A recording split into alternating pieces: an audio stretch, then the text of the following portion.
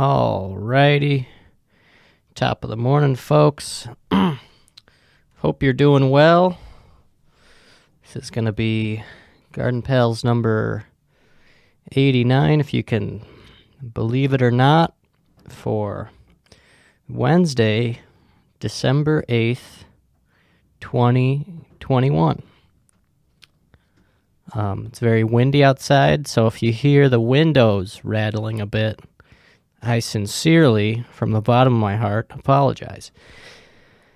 I thought I was up to something. I realized that the date forward and backward was the same for the first, but then I realized that's just how it is because it's the month is 12 and then the year is 21. So obviously if you flip-flop the two, it's always going to be fucking forward and backward as long as it is what?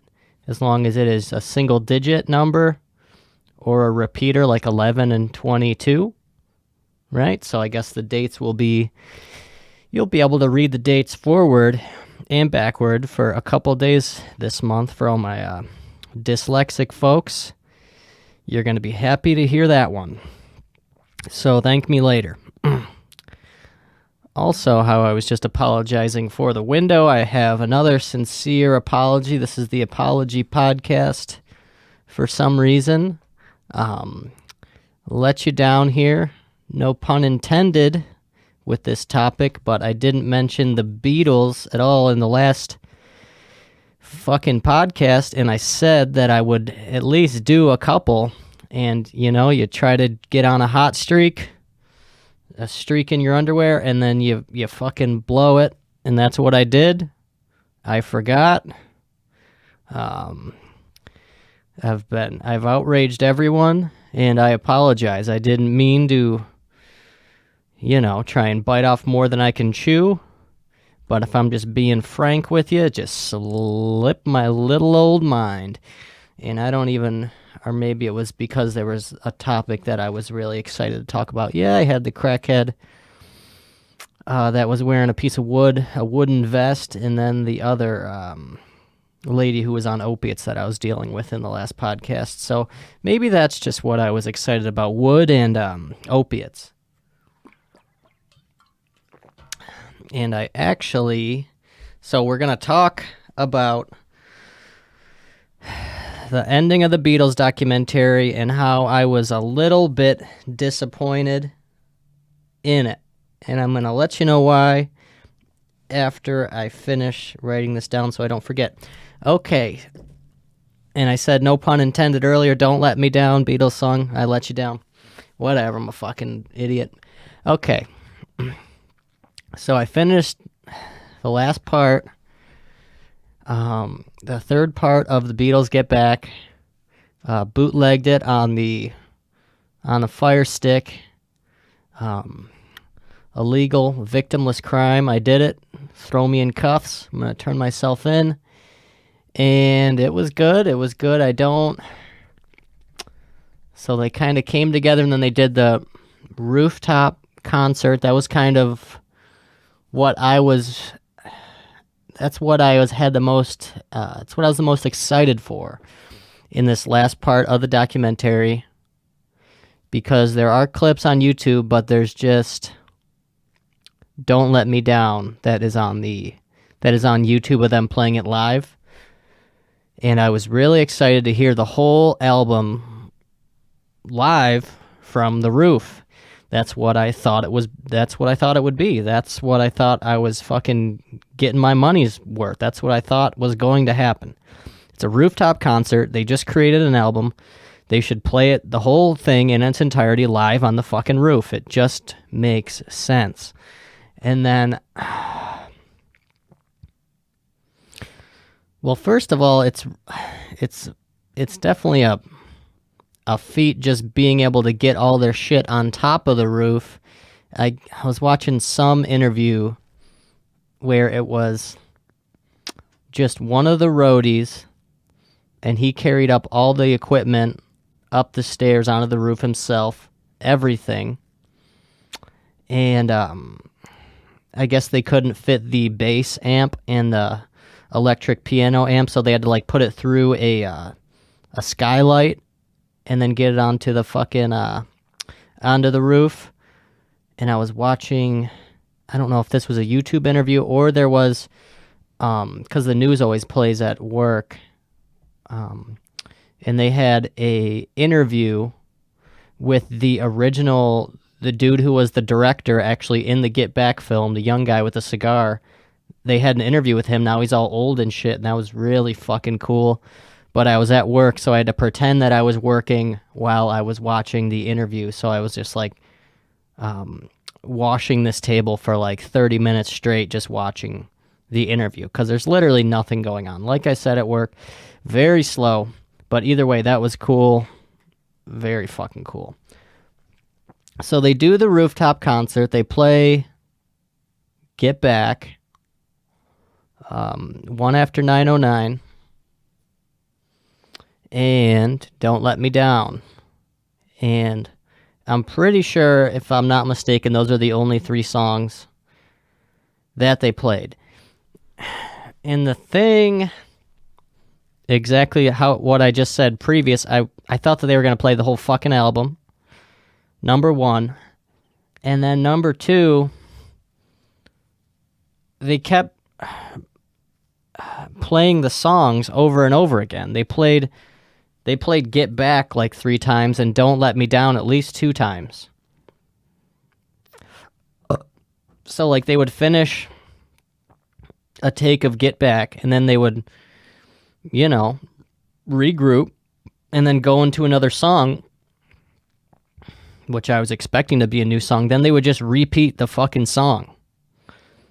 And I guess they were doing this because the takes from the rooftop concert were actually what showed up on the Let It Be record, which I didn't know that, but that makes sense why they would be having multiple takes. But I would have much preferred them just play the fucking some other songs instead of doing the same ones over and over again.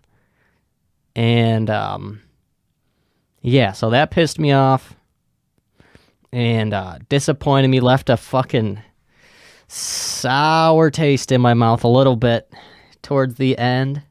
Well, it was the end of the documentary, and that's how it ended, so it was kind of a lackluster ending, in my opinion. It was still amazing.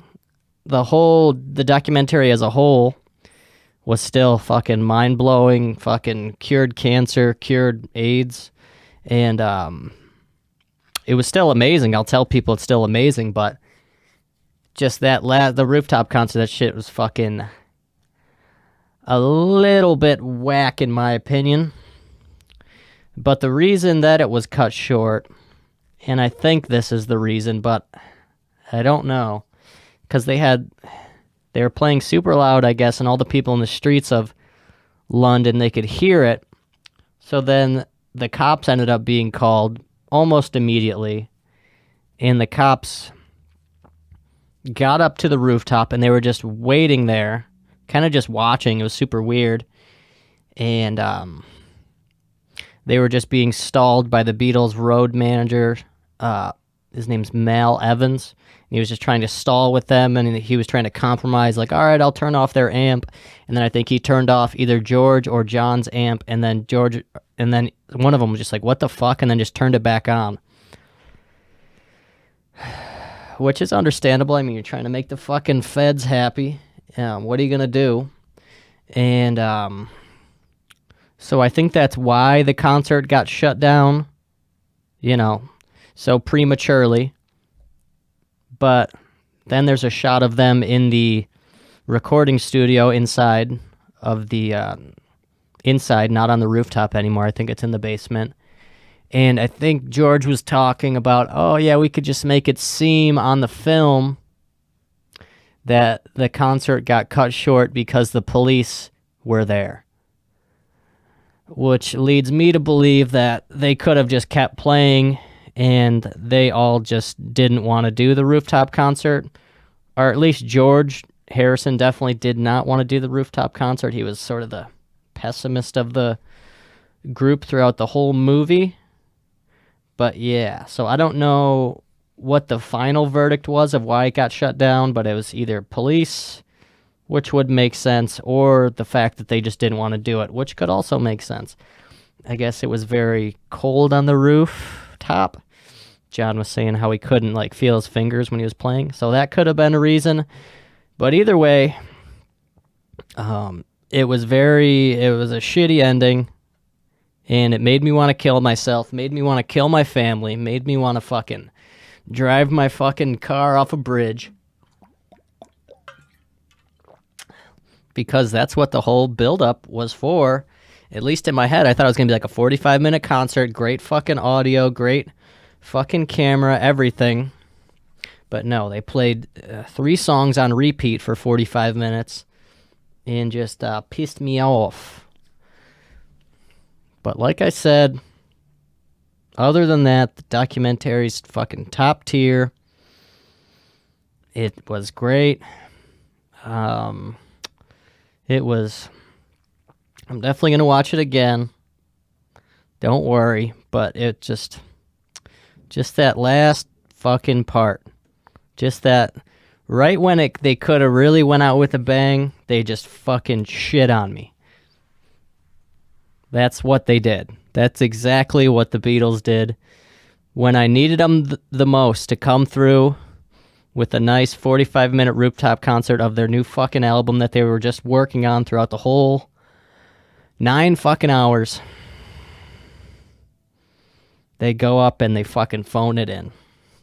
They go up and they fucking phoned it in, folks. And if you didn't watch it and you planned on watching it, I'm sorry. Sorry for the spoil. I should have said spoiler alert. But I just had to get it off my chest because it's been weighing on me a lot. That was fucking brutal. But yeah. So that's what happened. And the Beatles, like, road manager, he's like this doofy looking fucking guy with glasses, kind of tall, kind of fat. And his name was Mal Evans. You'll see him if you watch a documentary. He sticks out like a sore thumb. He just looks like a fucking overweight, kind of derelict type, kind of like Village Idiot vibes. And he's just always just kind of lingering around, not really doing much. I think he hit the hammer on Maxwell's Silver Hammer. That's pretty much the highlight of what he did. But very interesting story with this gentleman, Mal Evans, after the Beatles. So the Beatles broke up 1970, and then he ended up moving to Los Angeles. Talking about Mal Evans. Had a house out there, and he wasn't really doing shit. People were talking shit about him, saying that he's nobody, he doesn't got anything going on, and I think that kind of weighed on him. And then he developed himself a nice little drug problem, probably a little heroin, as some of the other Beatles were doing at the time. So it was just a sign of the times. It was trendy. So Mel got himself into a little bit of heroin, and he was super like depressed and shit because he wasn't doing anything. And then he had a friend come over, and they were talking, and then fucking Mel ended up pulling like an airsoft air rifle kind of thing out on his friend, and then they were like wrestling. And then his friend, fucking being threatened by this fucking guy on heroin with a air rifle, called the cops, and the cops showed up, busted in the door, and then good old Mal Evans, he pointed the air rifle at the police officers, and you know, you can't really point what they think is a real rifle at them, so they just fucking popped him 4 times and fucking put him out of his misery. And yeah, so that was about 6 years after the Beatles. Mal Evans was in his house in Los Angeles, and he got fucking clapped by the fucking ops. What a way to go out, folks. And, yeah, that Mal Evans dude, I was talking to Christian. I don't think he heard me, but I was like, he reminded me of this one kid that Christian went to school with, or at least I'd seen him in New York at, like, parties. This kid, Shane, that Christian was friends with, cool guy. We were at some party in Brooklyn in 2018, maybe early 2019. It was me, Christian, and Pete. And I remember we were there playing drinking games, having a fucking riot. The kid, Shane kid, he was there having a good time, grinding rails, living jolly. And then cut to a fucking hour later, he's fucking on the floor with a fucking ice pack on his head and all the fucking girls around him just trying to fucking see what's going on. He's like white as a ghost. It's like, Jesus Christ. And he looked exactly like that Mal Evans dude. And that was just great. And that was actually a cool party. It was in some kind of basement, subterranean little apartment in, I think it was Brooklyn. It might have been Queens. I don't remember. It actually might have been Queens. I could be lying. But yeah, the party ended, and I think me and Pete ended up stealing some bottles of liquor from this, because he's like a douchebag, so he had like a liquor cabinet, or at least a liquor, like, tray, and then we stole a couple bottles, and then out right in the street outside of his apartment, I'm pretty sure we just threw them up in the air and broke them. Super, super classic scenario. Would you expect anything else? And then after we fucking left there, we were heading to the train station from this party. And, we're obviously all fucking tuned up, all the boys, me, Christian, and Pete. And I remember me specifically just whipping my dick out and then just peeing on the subway platform. It was probably like 3 in the morning. So there's not really that many people around, but there's still a couple old Jewish ladies, a couple old Puerto Rican ladies, probably just waking up. So I was peeing, and I think that there was an old lady who saw me that I wasn't aware of at the time. I don't think I would have pulled my pecker out in front of an old lady, in the train station at least. And she saw me, and I guess she did the fucking, the Father, the Son, the Holy Ghost, the kind of touch your head, shoulders type thing. Head, shoulders, knees, and toes for Jesus. And, yeah, that's what I specifically remember from that night. That was a silly night. That was a very silly night. And there is actually one picture that is from that night that I know of. It's definitely on my Instagram a while back. It was a Bumble profile picture, one of my Bumble pictures. And it's a picture of me in a striped shirt.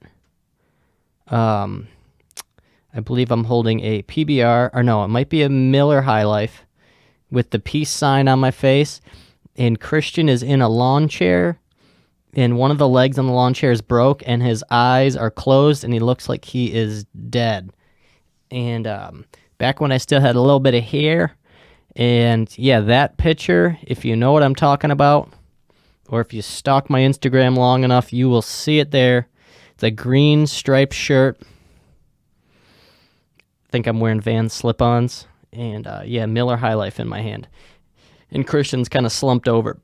And that picture is from that specific night where I urinated in public and got away with it. Yeah, definitely 2018 going into 2019 in that. Might have been January 2019, who knows. But yeah, that was a silly night, and that's what reminded me of that. Because the Mal Evans dude looked like the other guy that Christian was friends with. But in other news, oh yeah, I did forget about this. On Tuesday at work, kind of interesting. I was confused for a second at work. There was this Amish family, Amish gentleman, his wife, and their son, so Jedediah and the wife and kid, and he needed a taxi to the train station So I was like, yeah, sure. Do you just like want me to call it for you? And I did it. And talked to my guy Gil on the phone. He's like, I don't know. He's just the phone operator for the fucking taxi service. But I call him so much. I'm like, hey, Gil, what the fuck's going on? How you doing? How are the kids? And he's like, hey, what's up, brother? How you doing? But I called this taxi for this Amish guy. And I was like, yeah, they'll be here in like 15 minutes. So they'll just come in here and get you. So perfect. You're all set. And then he started reaching in my wallet, or reaching into his wallet, excuse me. And he's pulling out money. And I'm like, oh, you don't need to pay me.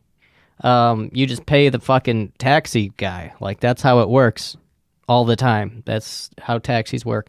And then fucking Jedediah just fucking hands me some fucking bills. And I'm like, oh, shit. So he fucking tipped me. I got that tip, that Amish tip, and, it's fucking great. You think you know a guy, and then he throws you a couple thins. I was like, fuck yeah. Then he became my fucking favorite customer. I watched over him like a hawk to make sure nothing went wrong with him. That's all it takes is just a couple bucks, and then you can just get treated like royalty pretty much anywhere you go. If you just tip somebody literally just a couple dollars, it will change their whole fucking, the way that they treat you. It's kind of insane how that works. Yeah, so shout out Jedediah for that. I was fucking excited. But, in other news, in oven news, as you know, my oven took a shit right before Thanksgiving, which was super duper convenient for just life in general, I guess. And we ordered this part from fucking GE. We had to go straight from the source. We were trying to go to local like fucking appliance stores, but they said they couldn't fucking sell it to us. Couldn't sell it to like pedestrians in case like something malfunctions and then our fucking house burns down, which is fucking bogus. So we had to go through GE, and they fucking shafted us, fucking raped us for this temperature sensor part. And I was scared it wasn't going to be the fucking right part at all, because in the email it didn't say the fucking part description or like the number or anything like that. But we ordered it anyways. It was like fucking $75. And like I said before, the fucking oven dyke on YouTube, who fucking guided me through this whole process, hers was fucking $10. And we got shafted by GE for fucking 75 fucking bucks. And yeah, I didn't even know if it was the right part. And we ordered it the day before Thanksgiving, so Thursday, Friday, Monday didn't show up, Tuesday didn't show up, and then Wednesday, comes a little package in the mail. I'm like, what the fuck is this? What could this be? Fucking crack it open. It's spot on, the exact part that we're looking for. And then comes the fucking, oh shit, I hope that this is the part that's actually broken, because if I put in this new fucking temperature sensor and it's not the actual part that's broken inside this oven, I'm gonna have to fucking kill myself right here, because that's gonna be fucking, it's gonna piss me off. But then, so my oven's been up in pieces since fucking before Thanksgiving, because we're waiting for this fucking part for 10 years. So I fucking put the new temperature sensor in, fucking plug it in, 2 screws, and then I clip it in, and I do a Hail Mary and press the fucking bake option on the goddamn oven. And would you fucking know? She fucking turned right on. So now I'm basically fucking Tim Allen, Mr. Fix-It, Mr. Fuck It. If you need anything fixed at your house, if you need anybody fucked at your house, hit me up. I'm your guy. But yeah, it's fucking cool how that worked. Except getting raped for $75 for a part that's smaller than my small penis. And but hey, it works. Um, and just in time, about a week and a half after Thanksgiving, probably the holiday where you need your oven the most out of all. Perfect timing, GE. Go fuck yourself. And but yeah, so that's what I've been up to. I was fucking. It was. I don't know. You realize because you can only do so much with a stovetop. You can't. There's just so many. So there's a lot of foods that are served better when you have an oven, and just for like if you want to make like a fucking garlic bread or some shit like that. So it was a limited fucking service, couple fucking weeks in the house with cooking regards, but we did it. The wait was worth it. And if anything else breaks, I'm just gonna fucking, I don't even know. But hope you're doing well out there, wherever you are. Maybe you're driving home from court. Maybe you just got bailed out of jail. Maybe you're in jail. Who knows? So there is I think me and Fritz were talking about it on a podcast. How about how people in jail, they're like dudes doing like a TikTok live from jail. And it has to be real. I don't know how they could simulate this, but it's fucking amazing and also reassuring. So if you have any crazy ideas that might get you put in the pen, just know that the warden's got a fucking Android loaded up with fucking TikTok, and your cell will have fucking Wi-Fi. Imagine that. That shit is crazy. They have, like, is that everywhere? Is that like a mandated government thing that all jail cells have Wi-Fi and fucking Pornhub? That shit's crazy. But then you could just talk to everybody, and then you could get broken out of jail. What the hell? That's amazing. Times are changing. Fucking A. But yeah, like I said, hope you're doing well. Hope you'd, yeah, I don't know. Maybe everybody's doing some Christmas shopping, perhaps. I know I have not done any at all, and it's currently early December when I am, whilst recording this here program. Probably just gonna get some presents for the mod, maybe some of the boys. Pops lives a fucking year away, so I guess his Christmas presents can wait. But yeah, I don't know what the fuck.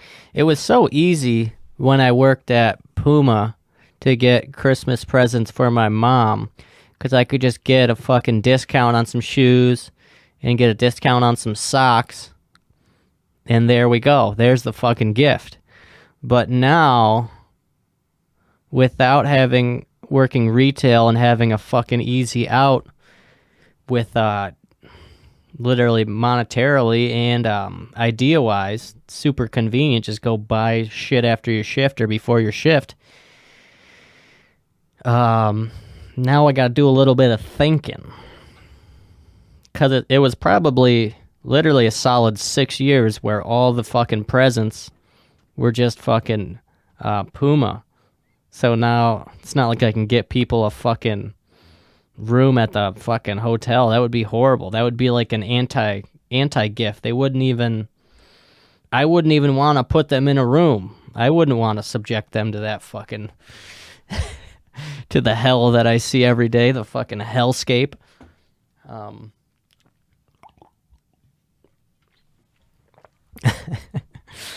But yeah, I don't know. I gotta get crafty this year, I guess.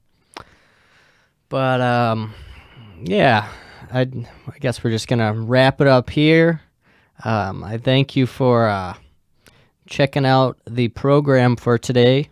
This has been Garden Pals number 89 for Wednesday, December 8th of 2021.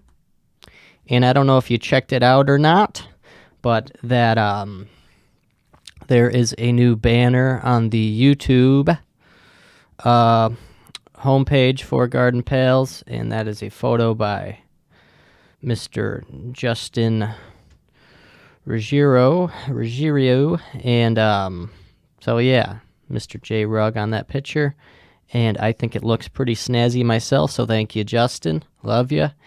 And we're gonna sign off here, folks. Have a great day.